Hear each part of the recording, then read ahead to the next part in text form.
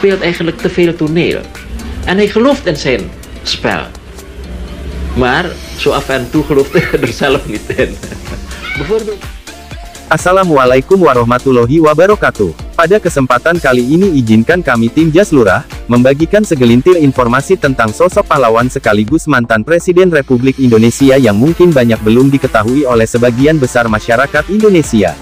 Dia adalah Syafruddin Prawira Negara. Syafruddin Prawira Negara, dia terlahir tanggal 28 Februari tahun 1911 dan wafat tanggal 15 Februari tahun 1989. Adalah seorang negarawan dan ekonom Indonesia.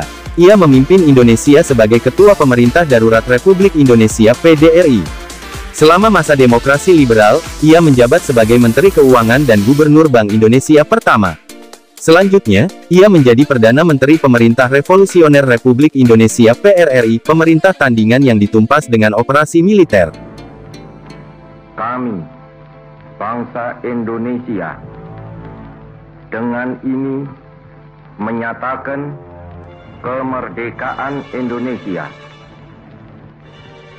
Hal-hal yang mengenai pemindahan kekuasaan dan lain-lain diselenggarakan dengan cara saksama dan dalam tempo yang sesingkat-singkatnya. Jakarta, 17 Agustus 1945, atas nama bangsa Indonesia, Soekarno Hatta.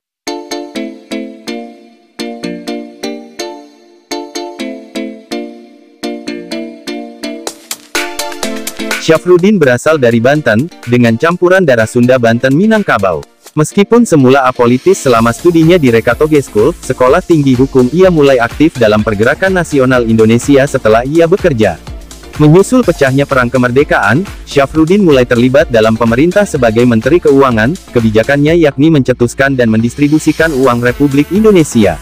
Pada 1948, Syafruddin ditugaskan oleh Wakil Presiden dan Menteri Pertahanan Muhammad Hatta di Bukit Tinggi pada 1948, dan setelah pemimpin Republik Indonesia ditawan Belanda dalam agresi militer Belanda II, ia membentuk PDRI pada tanggal 23 Desember tahun 1948.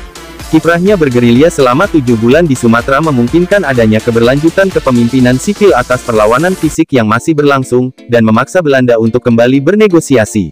Setelah ditandatanganinya Perjanjian Renville, gencatan senjata berlangsung antara militer Belanda dan Indonesia. Namun demikian, belajar dari pengalaman agresi militer pertama yang diluncurkan Belanda tahun sebelumnya, meskipun Perjanjian Linggarjati masih berlaku, pemerintah Indonesia mulai mempersiapkan rencana darurat. Mengikuti saran Letkol Daan Yahya, pemerintah cadangan disiapkan di wilayah Sumatera Tengah, karena wilayah Jawa Tengah dianggap terlalu sempit dan padat.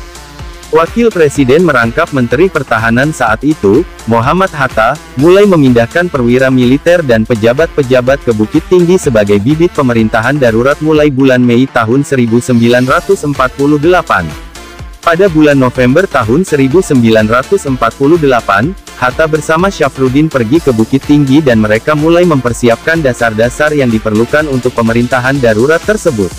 Meskipun begitu, Hatta harus kembali ke Yogyakarta karena berlangsungnya perundingan di sana, sehingga ia meninggalkan Syafruddin di Bukit Tinggi dengan perintah untuk membentuk pemerintah darurat apabila Yogyakarta jatuh ke tangan Belanda.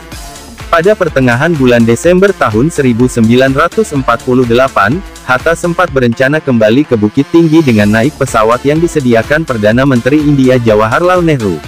Akan tetapi, Belanda keburu meluncurkan agresi militer kedua pada tanggal 19 Desember tahun 1948 saat Hatta masih berada di Yogyakarta. Karena agresi tersebut, Soekarno dan Hatta beserta sebagian besar pejabat-pejabat pemerintah Indonesia ditangkap Belanda dan diasingkan ke Pulau Bangka. Syafruddin diberitahu mengenai perkembangan ini hari itu juga oleh Kolonel Hidayat Marta Atmaja, dan awalnya ia sempat ragu-ragu. Syafruddin terkejut mendengar bahwa pemerintah Indonesia ditangkap begitu cepat, dan karena mandat yang dikirim Soekarno dan Hatta melalui telegram tidak sampai ke Bukit Tinggi, ia tidak yakin ia memiliki wewenang untuk membentuk pemerintahan.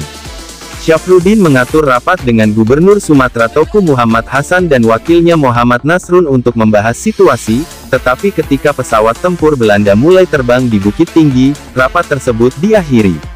Mereka memutuskan untuk meninggalkan Bukit Tinggi dan berpindah ke Halaban, dan pada tanggal 22 Desember Syafruddin mengumumkan didirikannya Pemerintah Darurat Republik Indonesia (PDRI). Dalam struktur PDRI, Syafruddin menjabat sebagai Ketua, merangkap Menteri Pertahanan, Penerangan, dan Luar Negeri.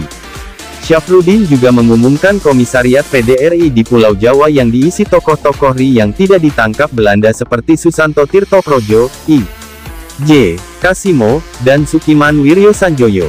Syafruddin memilih gelar Ketua di PDRI karena kurang yakin atas mandatnya untuk menggunakan gelar Presiden. Setelah pengumuman tersebut, Syafruddin dan tokoh-tokoh PDRI mulai bergerak lagi. Tokoh pemerintahan sipil bergerak ke arah Pekanbaru, sementara tokoh militer bergerak ke Aceh. Kelompok Syafruddin mengalami sejumlah kesulitan dalam perjalanan, dan karena Belanda berhasil merebut sejumlah kota dan desa di rute perjalanan ke Pekanbaru, rombongan memutuskan untuk berpencar di Sungai Dareh dan berkumpul lagi di Bidar Alam. Syafruddin tiba di Bidar Alam pada tanggal 9 Januari tahun 1949, dan disusul kelompok-kelompok lainnya pada bulan itu juga. Dengan adanya pemancar radio milik Angkatan Udara Republik Indonesia, Syafruddin dapat berkomunikasi dengan pemimpin-pemimpin daerah, pasukan gerilya di bawah Sudirman, dan dengan dunia internasional, semisal dengan ucapan selamat untuk Jawaharlal Nehru di India atas penunjukannya sebagai Perdana Menteri.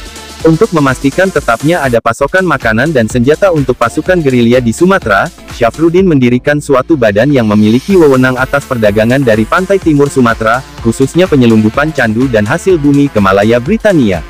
Syafruddin juga nyaris terbunuh dalam peristiwa Situjuah, yakni saat sejumlah pemimpin Indonesia seperti Hatip Sulaiman dan Arisun Sultan Alamsyah tewas.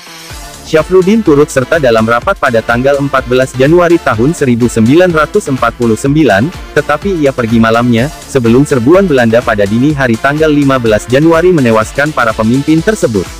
Keberadaan PDRI di bawah Syafruddin memungkinkan adanya kepemimpinan terpusat yang menyatukan kelompok-kelompok pejuang yang terus melangsungkan perang gerilya di Jawa dan Sumatera.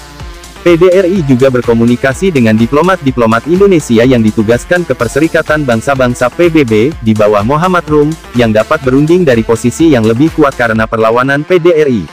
Pihak Belanda, di bawah tekanan internasional dan masih menghadapi perlawanan gerilya, mendekati Soekarno dan Hatta untuk mulai berunding. Syafruddin merasa dilangkahi dalam hal ini, karena ia menganggap bahwa mandat pemerintahan Indonesia ada di PDRI dan bukan di para tokoh yang berada di Bangka. Tokoh pimpinan perjuangan lain, termasuk Sudirman, juga tidak setuju atas perundingan langsung dari Soekarno dan Hatta yang tidak sebelumnya berbicara dengan PDRI dalam proses negosiasi perjanjian Rum-Roijen, dan Syafruddin diminta untuk menolak perjanjian tersebut.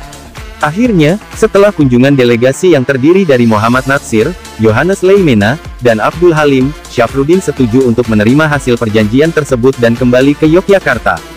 Hatta juga awalnya berniat untuk menemui Syafruddin, tetapi karena tersembunyinya lokasi PDRI, Hatta sempat mengira Syafruddin berada di Aceh. Sebelum berangkat, Syafruddin sempat menyatakan ketidaksetujuannya atas perjanjian Rum-Royen, tetapi ia memutuskan untuk menerimanya demi persatuan nasional, dan pada tanggal 13 Juli tahun 1949 ia mengembalikan mandatnya selaku Ketua PDRI ke Soekarno. Demikian sekilas biografi sejarah perjalanan sosok pahlawan bangsa, sekaligus mantan Presiden Republik Indonesia. Terima kasih telah menonton kami di channel Jas Lurah, adapun lebih kurangnya tentang informasi ini harap mohon dimaklumi. Dan jangan lupa untuk dukung kami terus, dalam mengembangkan sejarah bangsa Republik Indonesia. Terima kasih.